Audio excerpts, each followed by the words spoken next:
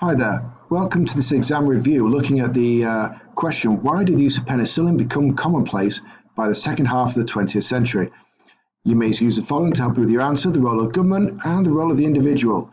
You must also use information of your own. So this is a typical 12-mark question from the Edexcel paper 1 on medicine and the Western Front. As you can see here, the mark scheme is quite straightforward. It looks at saying there's a generalized answer, 1 to 3 marks with limited knowledge. If, however, the answer, there is an explanation, but it's not really sustained, it's implicit, but there's accurate and relevant information, then you're into level 2, and you're scoring between 4 and 6 marks, but you can't get above 5 if you have information that doesn't go beyond the stimulus material. Level 3 is where you're talking about solid point evidence explained for the most part, although it does say it's mainly directed. So if one of your paragraphs is a little bit weaker in the explanation, you can still get, you're hitting level 3. Again, maximum of 8 marks if you don't go beyond the stimulus material. Level 4 is pretty much like level 3 in the fact that you're talking point evidence explain, but it's throughout. All your answer is geared towards a question. You've got precise selected information, okay, but there's not a lot of difference there between them. Now, what I would say is SPE, signpost, point, evidence, explain. Signpost, how important a factor is it? There's no evaluation marks here, but I think it sets yourself up well to be able to give a slight degree of importance, and it therefore guides you when you're doing your 16 markers to be thinking about relative importance. And it's only 2 extra words on average. So you might say, well, a really significant or a really important factor that led to penicillin becoming commonplace was the role of the Second World War, was the role of government, was the role of the key individuals, was the role of technology. Any of those would do. And what you're doing is you're turning the stimulus material into your point and you're giving it a degree of importance. You then say, well, what's the evidence? Evidence this can be seen by, and you supply evidence to support your answer. The most important element, though, is then to say this can be seen to answer the question. Remember, don't say it was important. You have to prove how it relates back to the question. And that's when things like your connectives become important. You know, this therefore led to or resulted in. Make sure it goes back to that question. For your time management, you've got 18 minutes with this. It's a 12 marker, minute and a half a mark. It's typical. But try for 15. That way it gives you a little bit more time when you're talking about those big 16-mark questions and you need that time for a little bit of planning. So if you can manage 5 minutes, brilliant. And you should be able to. So here we've got an example of just one paragraph. There will be 3 like this. So we'll read it out and then we'll break it down into its component parts. A somewhat important reason why penicillin became commonplace by the second half of the 20th century was the role of government.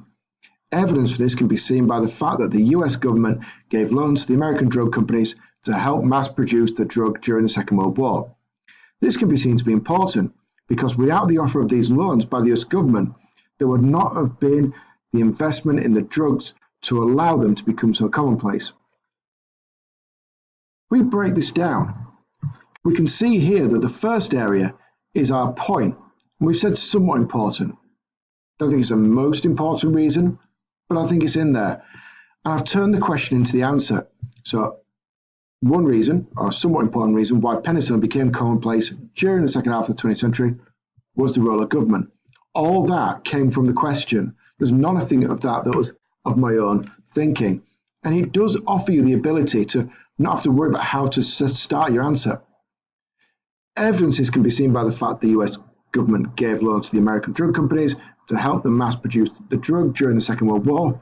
I've got 2 lots of detail there. I've got the fact the American government gave loans out to the drug companies and that it was during the Second World War. So I've got my AO1 knowledge marks. This can be seen to be important because I am linking it back to the question. And I've said that without these loans by the US government, drug companies wouldn't have made the investment themselves. Now, you could see how easily it would be then to create a second paragraph. Another important reason that links to the role of government was the role of the Second World War. Evidences can be seen by the fact that during the Second World War, there were a lot of casualties who needed penicillin to fight infections through either wounds or operations. Therefore, this can be seen to answer the question, because without the war, the American government wouldn't have felt the need to have put forward these loans to invest in the mass production of penicillin. That would have then been my explanation. And you can imagine you could easily produce another one on technology or the role of the individual, looking at Fleming, Florey, and Chain. Well, if we look at the Mark scheme then, is it a simplified, generalized answer? No. It's got more than limited knowledge. An explanation showing limited analysis or implicit or unsustained? No, because it referenced back to the question.